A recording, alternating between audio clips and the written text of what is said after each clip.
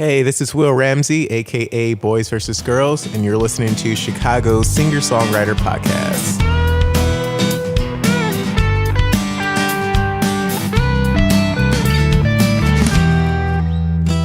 Hey, this is Chris Dever, and you're listening to the Chicago Singer-Songwriter Podcast. I'm here with Will Ramsey. Will, how are you tonight? I am fantastic. I'm doing awesome. Yeah, how's life going? Treating you good? Life is really good, especially the past couple days. So You've been super busy, though, lately. I have. I've been playing a lot of shows and working. Very cool. What do you do for work? I work at this hotel in the West Loop called Soho House. Ooh, can you get people in? Because that's a pretty exclusive. They have like an exclusive club there, right? Like It is. It's kind of like a private membership thing, but it's also open for the general public, so people can come. But there's certain areas you can't go to unless you're a member. So Right on. Well, in between working, you are writing and performing as Boys versus Girls. Where did that name come from? It was very random, actually. I was at home one day when I was living in Logan Square, and I had a lot of wine, and I was thinking of a new pop type of project and something that like represented childhood, and Boys vs. Girls just like popped up in my head. So What were you doing before that? before that, I was in a punk acoustic band called The Good Die Young, and we played a few shows in Chicago, and that ended. So I was like, oh, I want to do something completely different and just something really fun and poppy. So When you were with your punk band, did you just play guitar for that, or did you like sing and write too? yeah, I was singing and writing and playing guitar, and then my friend Chris, he was playing Chris as well. He was playing drums and he's playing guitar sometimes. So he's like one of my best friends. It's just one of those things where it's like he lives in the suburbs, I live here. It's tough. And both of our taste in music, I think, was just very different, and it just didn't work out. Because I didn't want to be, for a long time, I wanted to be Nirvana for a really, really long time. And then I was like, I don't want to be Nirvana. I want to be me. Yeah. And then my songs like start changing, and it just didn't work out. So is the Boys versus Girls project like more you? Is this like completely. the music you were meant to make? Without a doubt, it is the most complete project ever for me. It's like the most honest expression of who I am as a person. And that's why it's my favorite project I've ever done. Because I've had bands before, and I've done this for a long time. But it's the most complete. Yeah. Yeah, I love it. Do you think you're just going to keep making music? Like, is that like... Yeah. Like you have to I kind of thing? because I'm fucking crazy. So I have to. It's like the only thing that will like keep me pretty sane. Are you from Chicago? No. I'm originally from Michigan, Pontiac, Michigan, actually. And what brought you to the city? Have you ever been to Michigan? Enough said, yeah. Enough said there. So, Did you come to Chicago with your family or like by yourself? with my family, actually, with my mom and my sister and brother.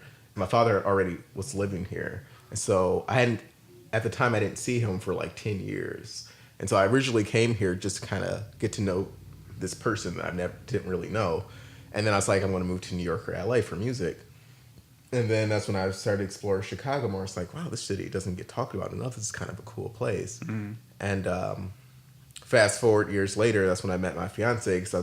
And I'd even joke with my friends. I was like, okay, guys, I moved to LA. I guarantee you I'm going to meet like the love of my life suddenly in Chicago, right? I remember having that conversation. I was like, that never ever happens. It's only movies. It's just fucking stupid. And that's literally what happened. It was so weird. And that's when I that's when I started meeting Lauren and Ben and Hasselforia and you and everyone in Hasselforia, and us like everyone's so talented, but more importantly to me, everyone's genuinely nice. Yeah. And that's pretty much what kept me around. Yeah, I've actually heard that Michigan, or at least like Michigan State or University of Michigan, one of like the big schools, they have it's like something like 80% of their graduates move to Chicago. Yeah. Because there's just nothing to do up in Michigan. Absolutely not. I mean, especially if you are an artist, there's not many opportunities to play or to really do anything creative. So that's why I left. Yeah, that's actually the guy I had on the last episode, Zach Violet, was from Michigan too. And he moved to Chicago just because for the same reason. It was just like, there's a music scene here. I want to be a musician. So like you go where there's people that are interested in, Right. in seeing that kind of thing. Has the Chicago music scene been kind to you? Do you feel like you've got a place here? Do you want my honest answer, Chris? Totally. Absolutely. So I moved here about maybe 7 years ago. So when I initially came to the underground scene here, it was not very welcoming. It was not open arms. It was actually very high school in a lot of different ways. It's actually only in the last few years with the Hostophoria family that people have really kind of embraced what I'm doing. But before that, it was not very, very friendly. So It's interesting that you brought that up.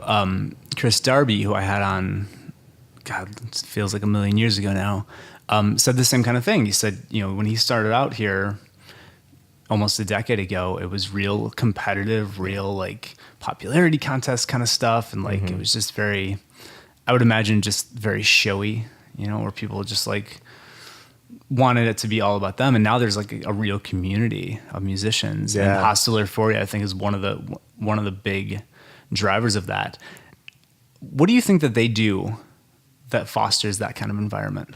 it's like I've talked to Lauren and Ben, who run the open mics at Lily's and Gallery Cabaret. I think they're just genuinely nice people, and I think it's just nice people wanting to create a community with other nice people who just happen to be talented.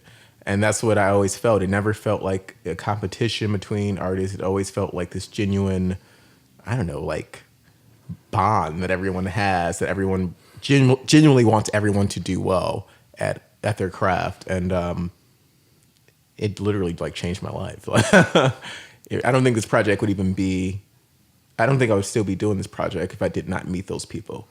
Just the community there, it's so welcoming, like everyone like wants to get to know you, and like you see like brand new faces that show up to these things and they know everybody. Yeah, and I love that. And that's my first time ever. It's what I always wanted to experience with a music community that I did not initially. And I was the same way. I was like, oh God, I'm like the only black kid here. I'm like the only gay black kid here too. This is gonna be really weird. And I remember Lauren gave me like a big hug, and I was just like, I found my people. Yeah, totally. Like, I'm here, yes. Totally. So. And I feel like there isn't any pretentiousness from the crowd when you. I mean, even like people that are brand new that like, are newbies to the open mic scene, or just like whatever open mic you're performing at. Everyone's real like, oh, that's what this guy's doing. All right, everyone else seems to be into this. Like, I'll get into it too. Yeah, I like that. Everyone's very open minded to like these new ideas. Because another thing I noticed about Hostophoria versus the original scene I interacted with, people are more open to like pop music or like hip hop and more just different styles of music that's not only guitar based. Yeah. Whereas when I first moved here, it was like, again, it's that everyone had that garage rock sound, which is nothing wrong with that because I still love that kind of stuff too. But that was just it. There was no room for anything else.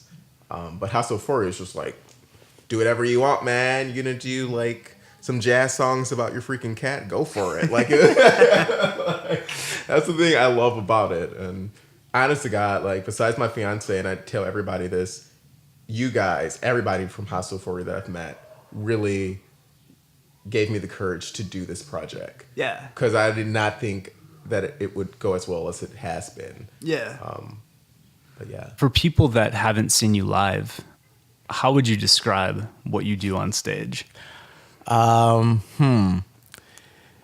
It's like a 5-year-old running around in a candy store and you can't get in trouble for running around. The shows are very spontaneous and really energetic.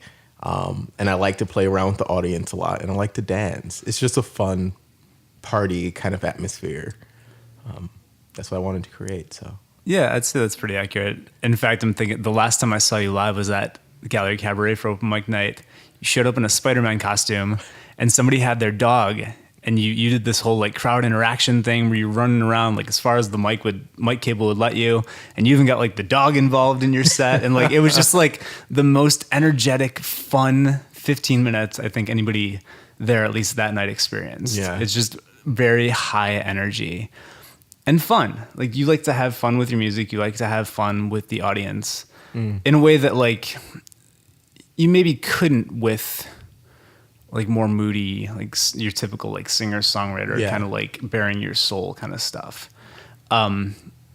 Your music is also, and we'll get into it a little bit later, but it's electronic based. You run everything off your laptop. Yes. Is that right? You bring it in? Yeah. Do you do all the production yourself? Yes and no. So some of the, I guess the beats, some of them I do make. And then a lot of them are just literally random samples I find on YouTube. And I'll find random clips from, I don't know, from another music video or something. And I just infuse all these different elements and I make it into a song. But originally the project was an acoustic project. It was only in the last year that it turned to this electronic thing. It was not even supposed to be that way. I just wanted to see if I could get away with it. And and I guess I did. So that's how that happened. Yeah, that's absolutely right. I'd say you're definitely getting away with it. Well, let's listen to one of your songs. Put your makeup on. Let's dance the night away. Well, put your makeup on. Let's dance the night away. Well, put your makeup on. Let's dance the night away. Well, put your makeup on. Let's dance the night away. So put your makeup on. Let's dance the night away. We poppin' champagne, live now, die later. Let's go and just live our lives.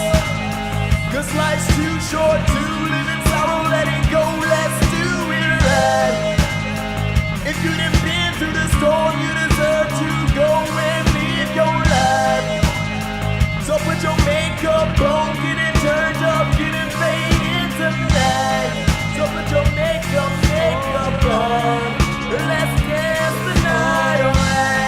So put your makeup on, let's dance the night away. So put your makeup on, let's dance the night away.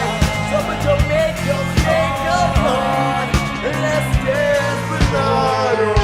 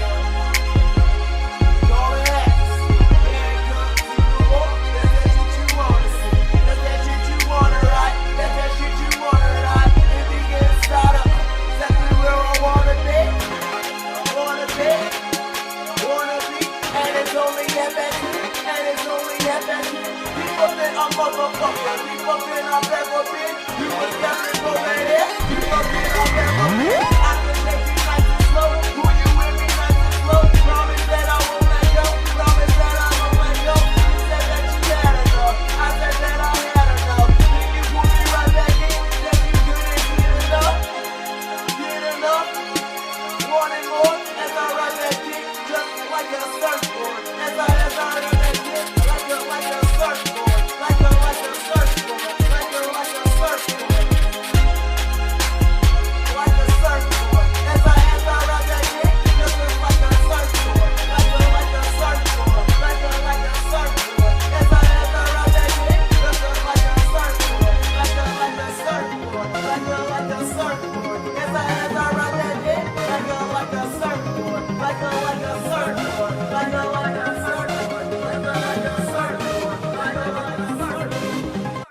So what inspired this one? This song was written, it was written actually when I was living in my very, very, very crappy apartment. I call it the Harry Potter closet apartment because it was that tiny. And so I have a really long history with anxiety and depression. And so this song was kind of a reaction to that. And it's just really about kind of living in the moment and enjoying your life where you are. Even if you're not, exactly where you want to be, you can still enjoy where you are now. So did music have a big role in sort of dealing with that anxiety and depression? Absolutely. I mean, it's so cliche. You hear a lot of people say music saved my life. But for me, I mean, it quite literally did. Because like I said, I've had anxiety. I've suffered or battled anxiety and depression probably since I was like 15 or 16 years old. And music was the only thing that like ever made me feel good and made me feel better. So that's so interesting because like when you seeing you perform, you're the furthest thing from depressed or anxious. Like you just like explode on stage. So that's interesting that you have like that other side of you. Mm-hmm. You're an artist, so you're multifaceted. Yes. When you party, are you a drinker? Are you a pill popper? Do you just go out and have fun? I would say I'm probably a drinker.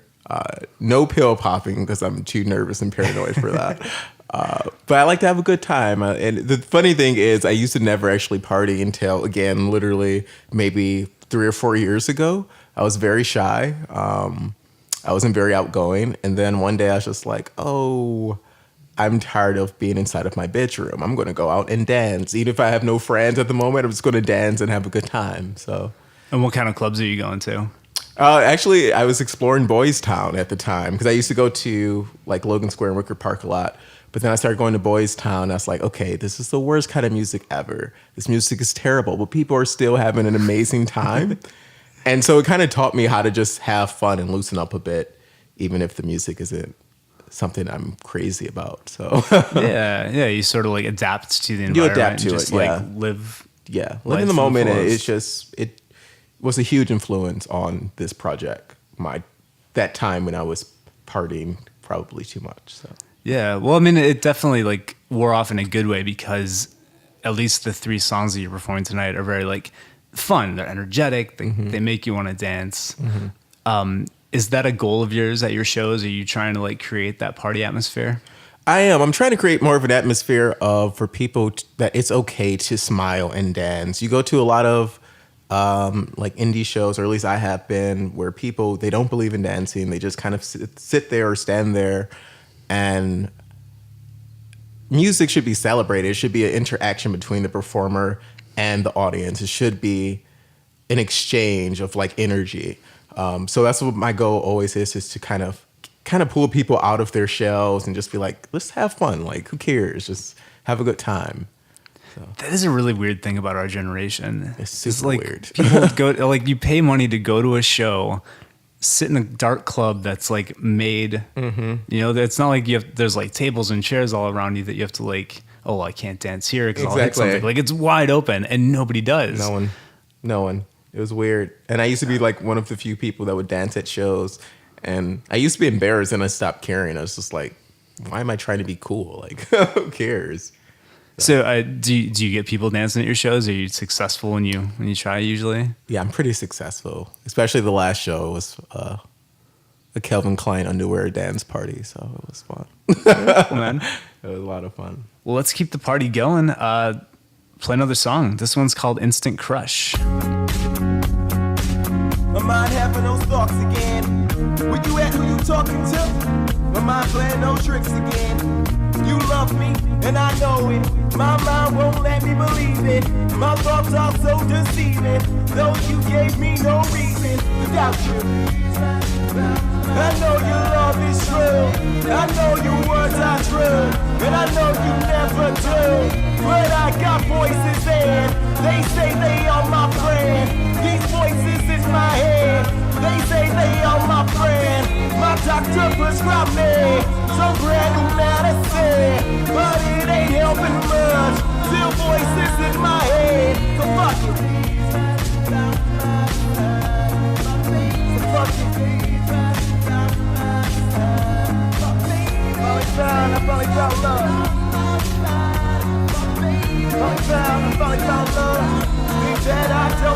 deserve it.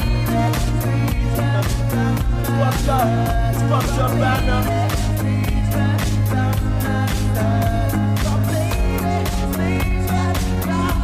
I finally found love. I finally found love. Think that I don't deserve it. Fucked up, I love. Fucked up, I love. So self-sabotage behavior in an essence, in a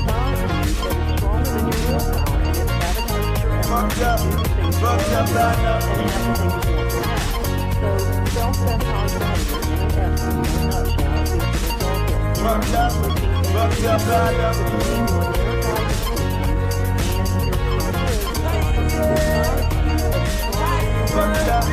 Fucked up, I love.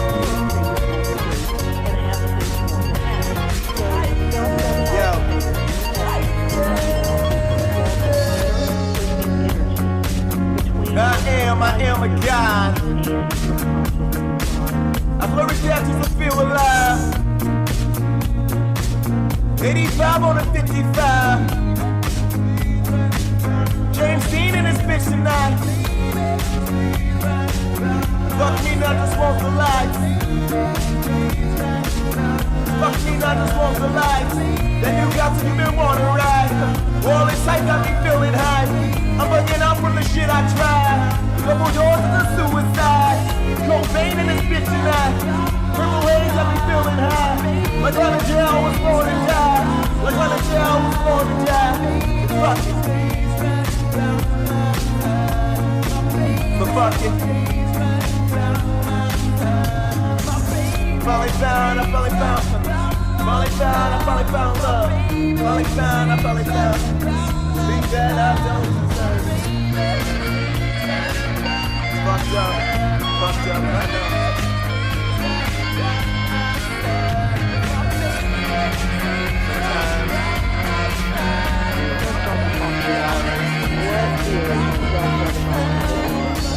Well, the most recognizable sign of self-sabotage behavior is when there is no logical or rational explanation for why you can't do the things you want to do or why you can't accomplish your goals.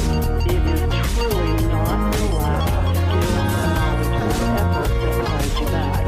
And this is probably one of the most significant reasons why people connect with materials, because they know that there are certain goals that they have and things they want in their life, and there's just no logical reason why they can't have these things and start doing things they want to do. But there is truly something holding them back. So what it really is there's something inside of you that is stronger than your willpower, and it sabotages your effort to do the things you want to do and have the things you want to have. This one has like a really cool retro 80s kind of pop feel to it. Where did that, like the sample in the background, come from? That's actually sampled from a Daft Punk song featuring Pharrell. So it's fairly new. Yeah, it's fairly new. Okay. It's fairly new. And I heard it once at one of my old jobs, and I was like, oh, I would love to sample this and kind of have this funky beat, but these really kind of intense lyrics surrounding it. So, And what program are you using to do your editing? it's a program that no one apparently uses anymore, probably ever. Sony Acid. Yeah, that was one that you like you would buy a Sony laptop and it would like come for free with it. Yeah. I had it, and I'll admit, like I never got into it. It just was too complicated for what I was using it for. Mm-hmm. But you're still using it. You're like, I still use you like it. it, yeah? Yeah. I mean, it obviously works. You're doing some good work with it. Yeah, thank you. The song's got kind of like an angry feel to it. I feel like you're yelling a little bit. Yeah. Are you an angry person normally? Because you don't come off that way. I wouldn't say I'm an angry person. I'll say that sometimes I can be quite moody, which is something I think I'm getting better at. But I mean, I used to listen to punk rock a lot, so like I growing up, I was a very angry kid. So, but this song, it deals with some serious stuff. But Like what? I think I'm angry. What are some of the themes that you deal with in this one? Again, it's a lot of the songs people don't realize, even though they sound fun and energetic, a lot of them are about my anxiety, like more specifically, my OCD, which is something I don't really talk about very much, but I do have OCD. And so the song is very much about that. And it's about me finally finding someone that I feel connected to, and that fear of losing that person, and dealing with these kind of intrusive thoughts, that this is not going to work out for this reason, that reason. So that's what the song's really about. Yeah. It almost comes back full circle where like it becomes self-sabotaging. Yeah, when you start thinking that exactly. way, you start like looking for issues, and then I mean, at least with like me and my relationships, like you like back yourself into such a corner. It's like, Jesus, just talk. Like if it's that big of a deal, just talk about it. And it's like that with romantic relationships. It's like that with friends. Yeah. Those insecurities, like you don't realize how deep they go. Oh, yeah. Until you like start talking about them or writing about them in this case. So it's cool that you have like that outlet. Yeah. And we do it all the time. We constantly, maybe subconsciously or even, consciously, we constantly self-sabotage our happiness. And I realized I was doing that in my romantic relationship and in my life in general. And I had to kind of step back and analyze, why am I doing this? Like, where is this coming from? And then the song came as a result. So Yeah. I mean, if you don't mind, let's talk about your personal life a little bit. You recently got engaged. yeah, yes, I did. What was that like? It was the scariest, most mind-blowing, awesome thing possibly ever. I was terrified to do it. Yeah. I was like really scared to do it, but it's the best thing I think I've ever done. So That's really cool. I was there the night that you had, he was still, I think still your boyfriend at the time, told your fiance that you guys were going to New York. yeah. It was like so cool. Like you did your set and he's there just like beaming at the bar. And all of a sudden you're just like, all right, can I have everyone's attention? And then you're like, hey, we're going to New York. Like you were among family. Yeah. It was really cool and really sweet. Yeah. And then you guys got engaged. Was it on the New York trip or was it It was shortly after. It was a month after the New York trip. So Very cool. yeah, the New York trip was kind of like the final confirmation, I guess, for me to be like, okay, let's do this. So, Yeah. Yeah. And the wedding's still on. Things the are wedding is going still well? on. Yes. Even though I'm sure I drive him slightly insane at times, but I mean, he knows he's marrying an artist. Like, yes, it's and gonna he's an be artist insane. too, so he knows. Is he? What does he do? He's a dancer, actually. Oh, nice. Yeah. He does like ballet dance and ballet and jazz and all kinds of stuff. So Very cool. Yeah. Man, do you guys try to like collaborate on stuff or do you keep your art separate? well, we're just starting to get into that. He actually wrote his first song maybe a couple weeks ago, and so he wants me to try to interpret that and try to see if I can come up with something. So yeah, we're trying to collaborate more. That's really sweet. Yeah. Is it tough being a gay man in the Chicago music community? Are there any drawbacks to it? Does it come up? The thing that's interesting, I feel like yes and no, at least among the people that I kind of, I guess, come in contact with. Again, kind of going back to the Hostophoria community, I would say no. Everyone's really open-minded and no one seems to care. If anything, they seem to like me more as a result, which is really funny. Or they seem more comfortable with me as a result. But I think in hip-hop, at least in the hip-hop community, I think there's still kind of that uncomfortable thing because like hip-hop is very like this hyper masculinity kind of, genre of music. So I don't think people are still very comfortable with someone being gay and being awesome at rapping. So, yeah. Would you say that you're a hip hop artist with this project? It's leaning more towards that. I consider myself a pop artist, I guess. It's really just pop music. But yeah, I guess you could say hip hop too. So you believe pretty heavily in love. You think it's a concept that exists. It's something worth pursuing. And you're going for it. You're taking the plunge, right? Is that accurate? Absolutely. I would say it's the best. It's so cheesy, but it's the best thing that's ever happened to me besides music. Falling in love and like meeting someone that's like worth it. It's the best thing that's ever happened to me. And when you perform, you paint hearts on your cheeks. Yes. Where did that come from? Again, so the whole idea of Boys versus Girls was this concept of creating something that represented purity and childhood and honesty. And for me, drawing my hearts on my face, it kind of represents this idea of just being completely honest, kind of wearing your hearts on your sleeve, or in this case, hearts on my face. So that's where that came from. And because I felt like if I was going to do kind of more gangster rap style music, I could get away with it by having hearts on my face and making people who would usually not listen to that kind of music more comfortable. So it was also for that. Yeah, and you see people, like fans of yours or friends of yours, at least at like open mics, and I'm sure at your shows too, showing up now with hearts on their cheeks too, as like a I'm with you, like I believe in what you're doing, and I'm gonna do it too, which is really cool. It's like a little icon that people are gonna remember. An image is important because even when you think about some of your own favorite bands, even like the fucking Beatles, like they had a certain look, and that's okay because that's another layer of the music. And it's actually my fiance is the one who kind of told me you should start dressing up. I was like, no one does that. I'm like, I'm wearing my skinny jeans and my flannel. He's like, no, like the visual part of music is equally important. I was like, you know what you're talking about. Long story short, he was right. Yeah, totally. And I do feel like this project, there definitely is an image of certain look that I am going for. Yeah.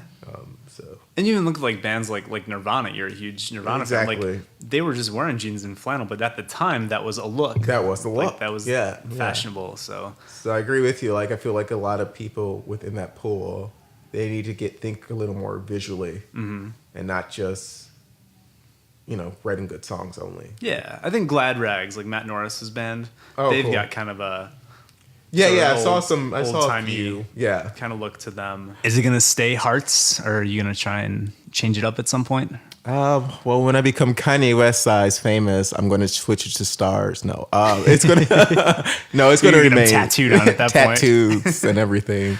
It's going to remain the hearts because I feel like it's a really central part of this project. So I don't plan to change it. Well, let's listen to your last song. This one's called "We Are The Goonies."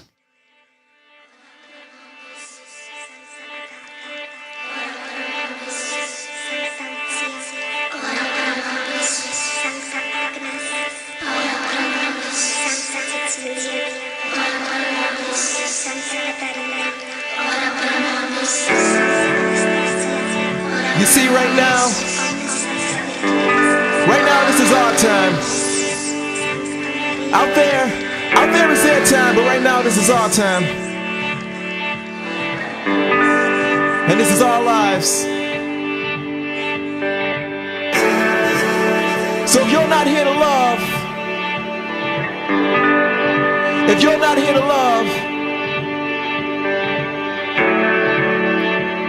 then tell me what you're here for.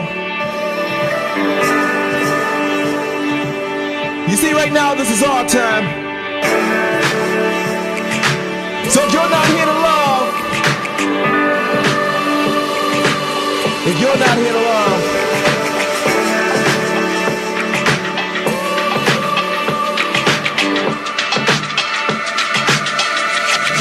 tell me what you're here for. As the skylight beams in the city on that new sound, me and my baby in the club on that breakdown. We laughing, dancing, drinking the night away. This is our dreams, our life, our world, our way. Me and my baby in the back steady toasting. And all eyes on us as my homie said he boasting. Baby told you anywhere that you wanna go. From the streets of LA all the way up to Tokyo. And now we're reaching for the sky now.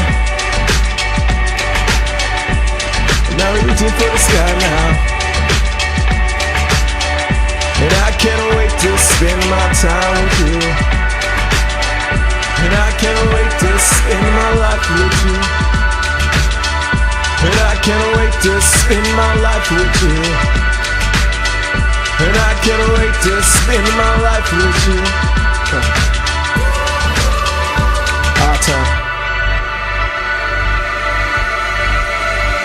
Our time. Oh shit, baby boy, oh shit, here we are now. And with that look in your eyes, oh shit, you're a star now. Baby told you anywhere that you wanna go right. From the streets of New York all the way up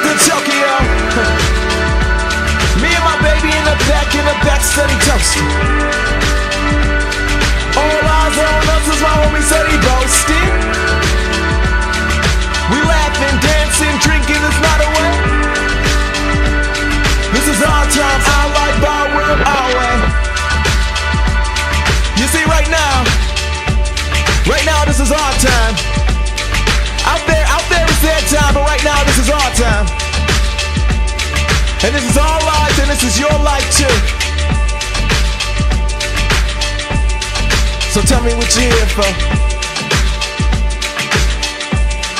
So tell me what you're here for. So tell me what you're here for. Our time.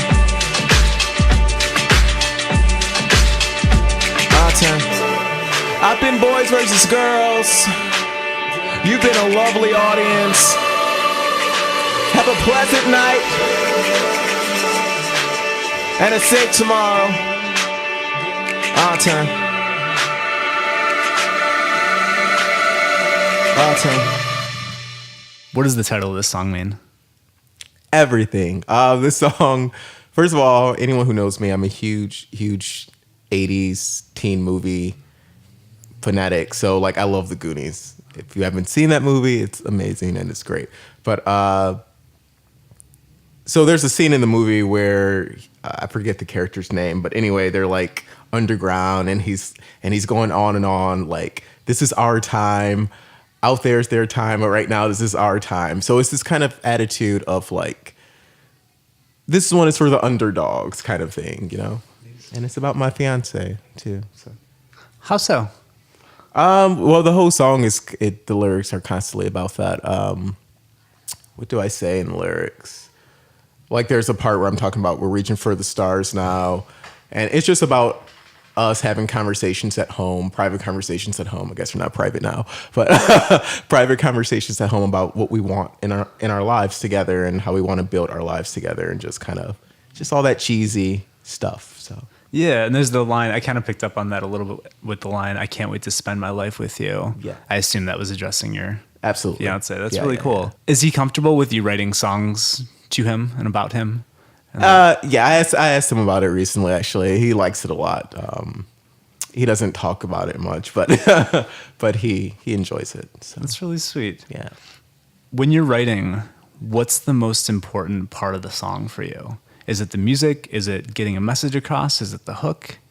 I would say the music first, and Kurt Cobain has a famous line where it's like music comes first, lyrics come second or later, and I agree with that because I feel like the music is what really makes people kind of move, and because even if you have a great message, if the music doesn't really touch you, you kind of get lost with it. So I would say the music and probably the hook, or just the delivery style in general. Because again, you can have really important lyrics, but if you don't deliver it in a way that's passionate or heartfelt, the message gets lost. So There's a line, so tell me what you're here for. What are you here for? What's your place? my place hopefully is to create great art that will hopefully inspire people to do something with their lives. You don't have to become an artist.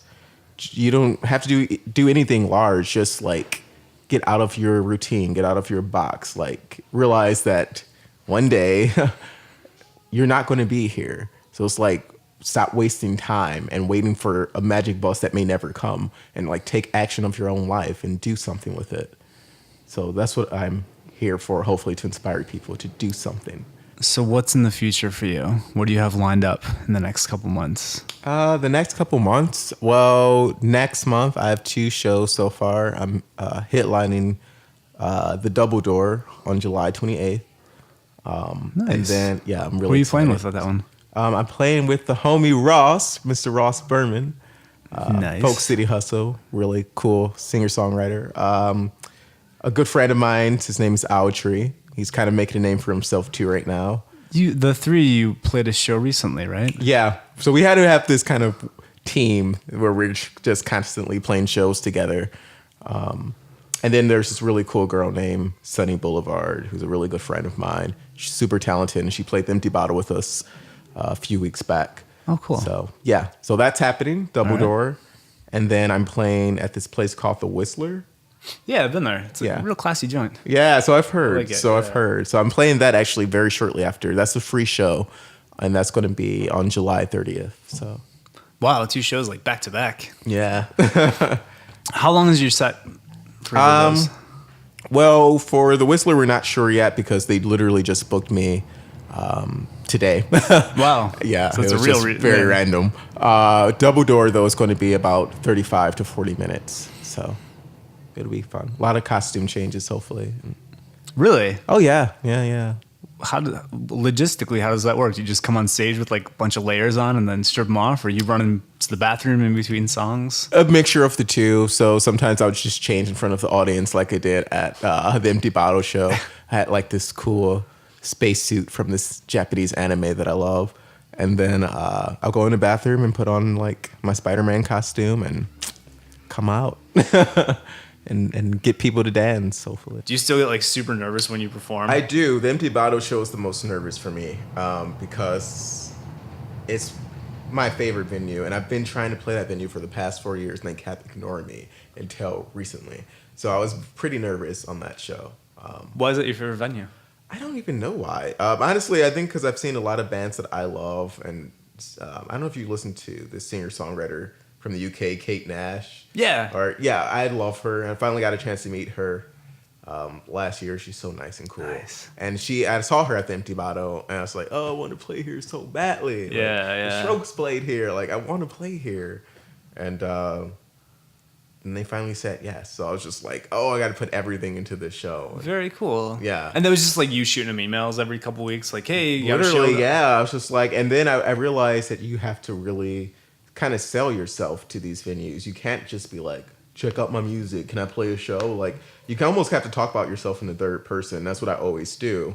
Where I'll send them like a bio of Boys versus Girls, and then I'll tell them that I also have 3 other artists who are willing to play the same bill. Because venues, all they think about is money, really. Right. And then, so they figure, well, if you have 2 other bands already, you just made our job so much easier. Yeah. And that means it's potential for more tickets and more people and more money for us. Totally. Yeah. And that's kind of the way that's honestly how I've been getting shows. I mean, first and foremost, like you are an entertainer. Thank you. Right. It's just like you bring such an energy to your shows. When you perform, is it just you with your backing tracks, or do you do like guitar-based songs too? I do guitar-based songs too. I'm actually starting to get back into that and starting to write more acoustic songs again. But usually just me and a backing track. Double Door might be me and a DJ, but that's not final, so we'll see. But that's it. Yeah, man. Do you see this project morphing into anything in the future, or are you just going to kind of play shows until you make it huge? Kind of play shows, I guess, how I make it huge. I do feel like this, out of every, I guess, music project I've been a part of, I feel like this has been the most successful project. And I do feel like it has potential to go somewhere. And that's exciting. So, Aside from like the sort of hostile euphoria scene and the open mic scene, do you feel like Chicago is a good place to be a musician? I would say yes, especially in the last few years. I feel like there's a lot of talented people in this city, and it's such an underrated city because people just talk about New York and LA all the time. But maybe it's good that it's underrated because it gives us time to kind of create our own thing. And I think Chicago's an amazing place for music. It's changed my entire life. So. Very cool. Yeah, every couple of years, like something huge comes out of Chicago, Yeah. like a Smashing Pumpkins or Exactly. Disturbed or Kanye West. Yeah. And so maybe 2-3 years from now, I'll be like, that Boys versus Girls really put Chicago on the map. Hopefully. Everyone We'll will be looking for like the copycats and trying to make it huge and stuff. If people want to find your music online, where do you send them? I usually send them to my SoundCloud/Boys versus Girls, or find me on YouTube/Boys versus Girls. So, and a lot of the songs, or at least all of the songs, are free to download. So, there's no excuse not to. Well, thanks for stopping by. Thanks for hanging out and doing the interview. Looking forward to catching one of your shows this summer and seeing what new music you got coming along.